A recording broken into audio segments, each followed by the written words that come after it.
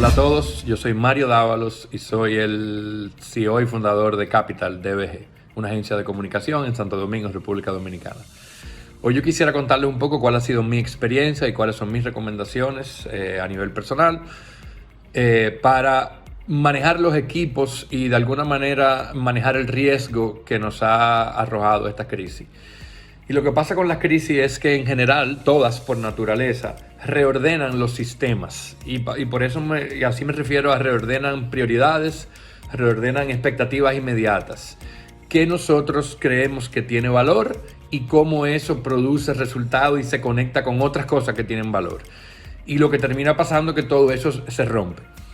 En esta crisis en particular, la gran crisis del coronavirus, pues es un escenario mucho más complejo, mucho más demoledor, mucho más expansivo, porque es una crisis humanitaria, pero también es una crisis económica y social. Entonces lo que termina es que reordena no solamente los sistemas empresariales, sino todos los sistemas sobre los cuales está construida la modernidad, o sea, los sistemas políticos, gubernamentales, sociales, económicos, comerciales, todo se paraliza.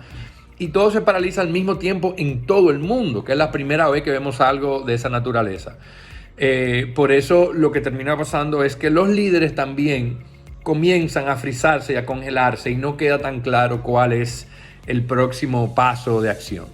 En mi manera de enfrentarlo, mi manera de concebir el rol de los líderes y de mi empresa en medio de la crisis, primero que nada parte de la convicción. Convicción es una palabra que a mí me gusta muchísimo porque es una palabra que yo creo que sobre todo es lo que hace falta mucho en el sector privado a nivel general, pero ahora pues queda mucho más claro. Convicción quiere decir creer en algo de una manera tan fuerte pero tan clara que les sirva a los equipos para tener algún tipo de ancla. Entonces el liderazgo de las empresas depende de esa convicción, pero también depende de su capacidad de vocalizar esa convicción hacia sus equipos y los directores y los líderes de la empresa. Es importante tener absoluta claridad de que al final de la ruta los objetivos ideológicos hoy deben preceder los objetivos estratégicos. Eso quiere decir, cuál es la manera de ver el mundo de la empresa debe preceder los objetivos estratégicos. Y los objetivos estratégicos a su vez deben preceder los objetivos numéricos y tácticos, por lo menos durante el tiempo que dure esta crisis. El segundo punto es el tema de la comunicación. Yo creo mucho en la comunicación. Yo creo que el lenguaje, el uso correcto del lenguaje definitivamente condiciona nuestra manera de percibir el mundo, nuestra manera de pensar, nuestra manera de entender la cultura. Si en algún momento hubo alguna diferencia entre comunicación y gestión, que yo lo dudo, pero si la hubo, yo creo que hoy eso queda completamente eliminado, por lo menos en lo que dure esta situación.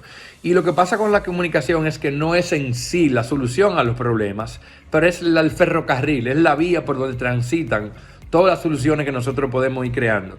De manera que si nosotros no somos capaces de transitar correctamente y de crear las narrativas que distribuyan en los equipos los roles y las actitudes de cómo enfrentar esta situación, vamos a tener mucho más trabajo haciendo que todos los equipos funcionen correctamente.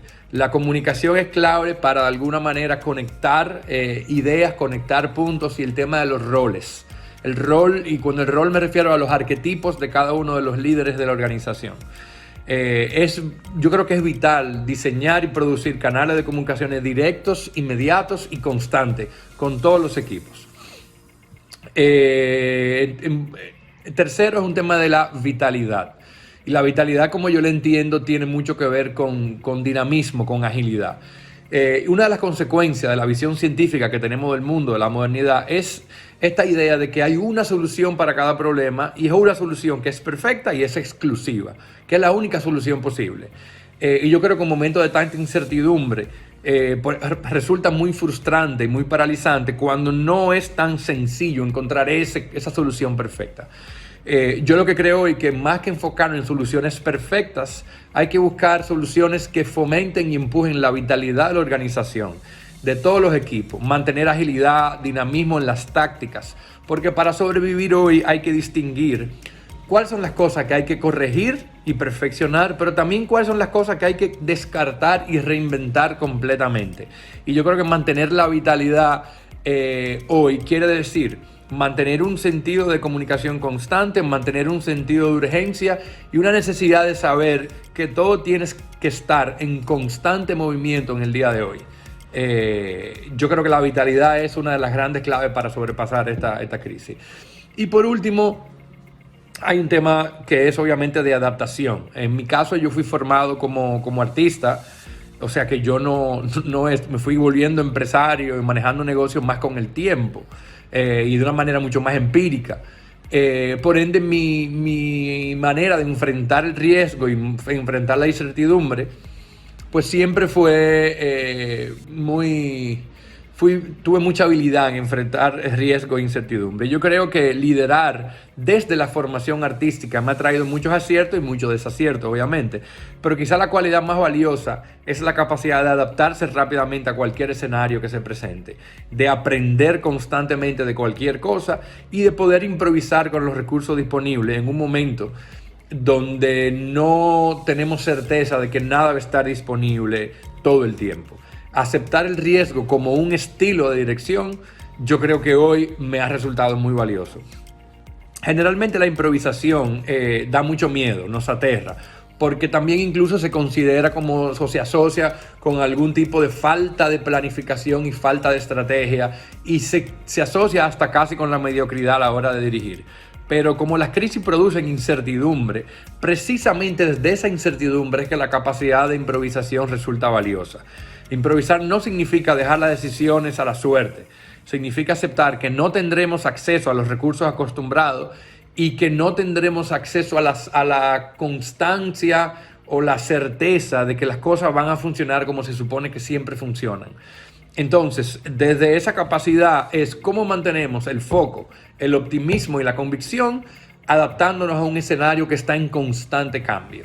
Esas son las 4 grandes recomendaciones, 4 grandes reflexiones, más que recomendaciones, de lo cuales yo intento manejar el equipo y mi empresa en este momento tan difícil. Yo exhorto a todos a que construyamos una conversación y que seamos capaces de entender que esto no es una crisis que cuando la superemos termina, sino que esto va a cambiar para siempre la manera de entender el mundo, de entender los equipos y de entender el rol del sector privado en la sociedad. Muchísimas gracias a Varna por la oportunidad de compartir estas ideas.